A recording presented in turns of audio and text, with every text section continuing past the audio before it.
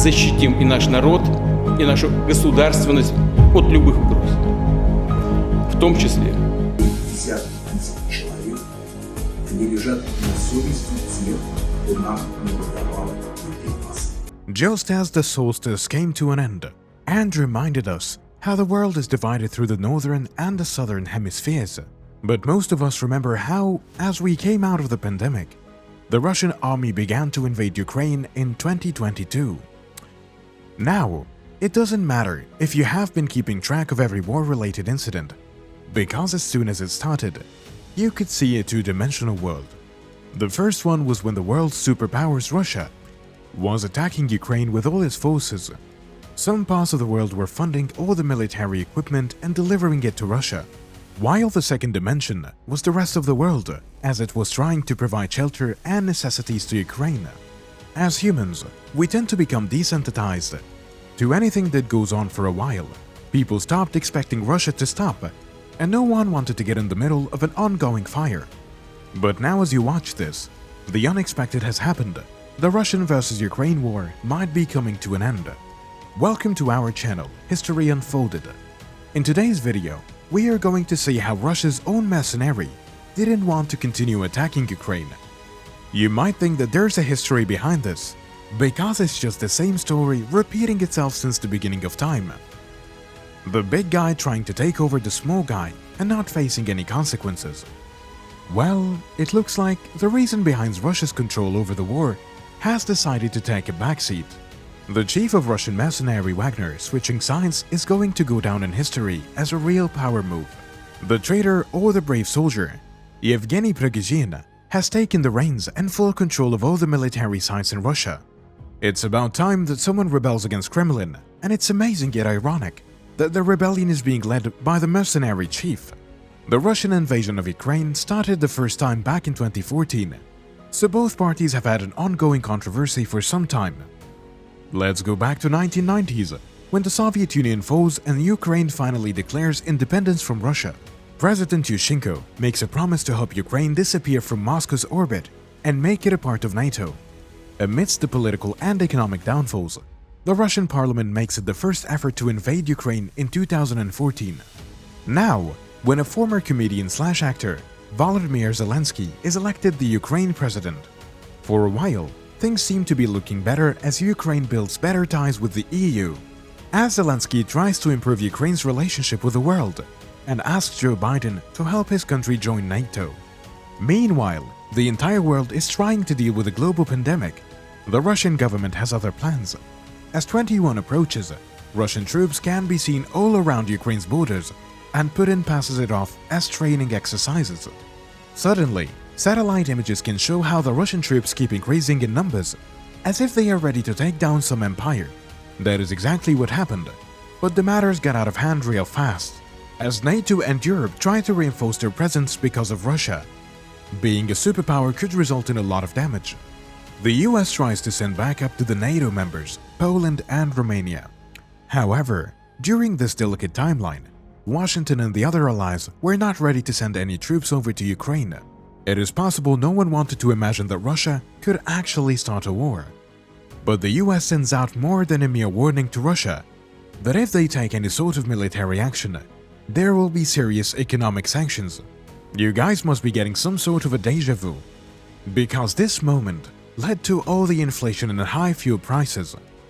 See, now Putin was not planning on backing off, and in early 2021, he publicly announced all justifications for invading Ukraine.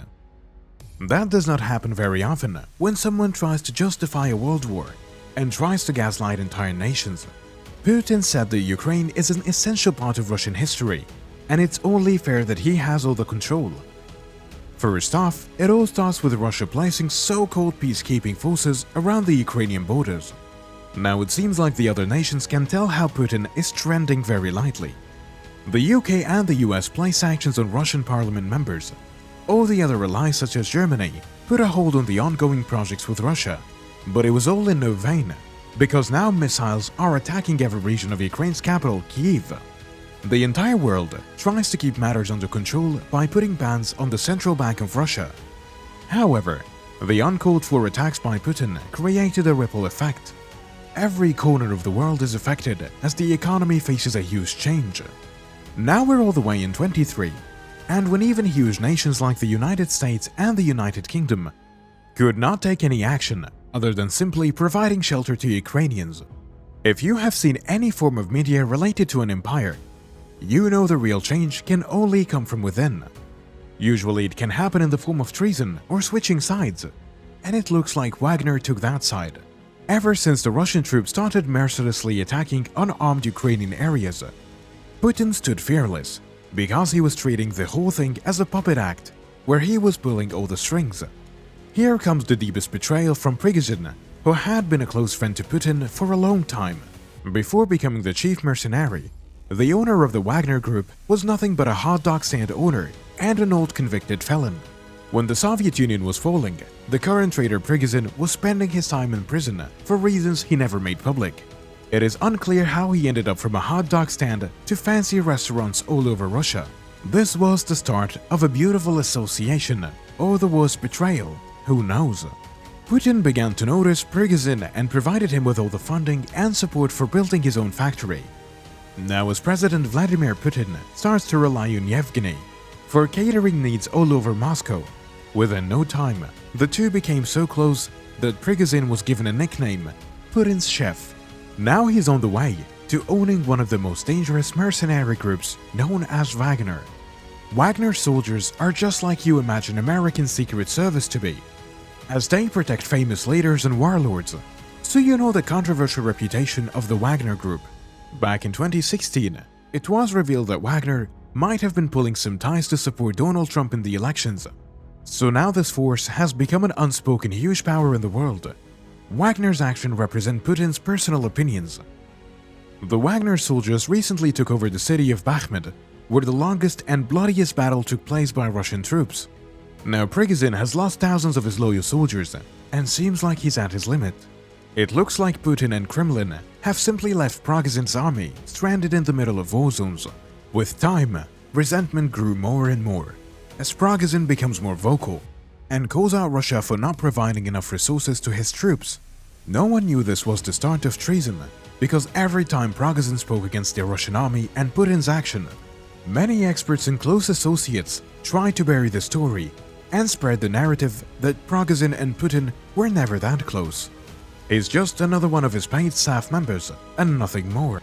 But it looks like they were closer than ever, right? Wagner had recruited some of his soldiers from Russian prisons, and as a previous convicted felon, the mercenary was loyal.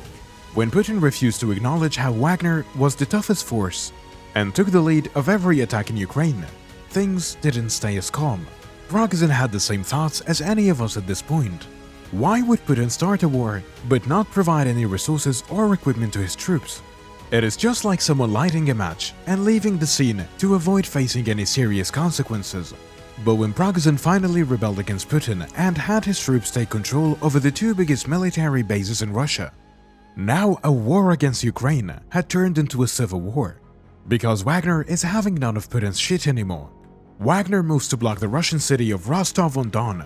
And of those of you who don't know, the southern city has been the main base that was controlling all the attacks and plans to invade Ukraine. It clearly looks like Prigozhin is fed up with losing his troops over nothing and risking his lives for Putin and Kremlin, who simply don't care enough to back him up. He also accused the Russian government of putting out hits on Wagner troops and killing them. It's unclear how the deadliest mercenary Wagner and the Russian military will fight, and who is going to come out on top. But Putin must be regretting the time when he tried to downplay his relationship with Prigozhin. Who is going to trust the judgment when he got stabbed in the back by a close friend? Russian President Vladimir Putin has shared his thoughts and warning for everyone thinking of treason or any military personnel attacking him. Putin knows how serious and delicate the situation is, because this has sent the entire nation of Russia into a crisis. Kremlin also knows that the matter has gone out past behind taking it out.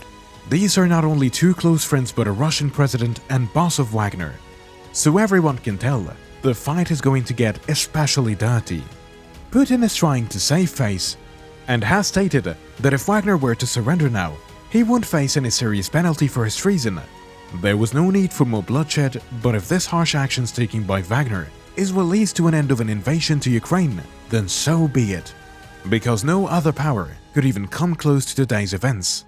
We'll just have to wait and see.